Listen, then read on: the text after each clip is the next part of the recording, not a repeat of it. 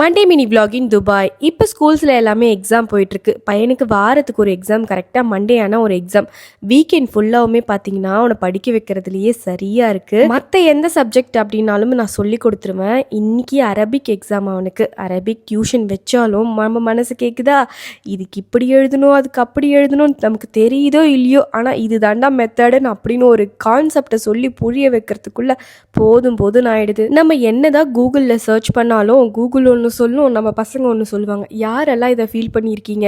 நான் ஒன்று கேட்பேன், டே என்னடா கூகுளில் வேறு மாதிரி சொல்லுது, நீ வேறு மாதிரி சொல்லு. இல்லை இதுதான் எங்கள் மேம் சொல்லி கொடுத்தாங்க அப்படின்னு வேற கதை சொல்லுவான். என்னமோ தெரிஞ்சதை எழுதி வச்சுட்டு வான்னு சொல்லியாச்சு. பேப்பர் வந்தால் தான் தெரியும் அவன் எப்படி எழுதியிருக்கான்னு. டிஃபன் பாக்ஸஸ்லாம் பேக் உள்ள வைக்கும் போது தான் பார்க்குறேன், பென்சில் இல்லை, எரேசர் இல்லை, எதுவுமே இல்லை. போன வாரம் கொடுத்து விட்டது. எங்கடா இதெல்லாம் அப்படின்னு கேட்டது, என்னது பென்சில் இல்லையா அப்படின்னு தெரியாத மாதிரியே வந்து நிற்பானா. அவனுக்கு தெரியும் வெள்ளிக்கிழமையே எல்லாமே நம்ம எங்கேயோ வச்சுட்டு வந்துட்டோம்னு தெரியும்.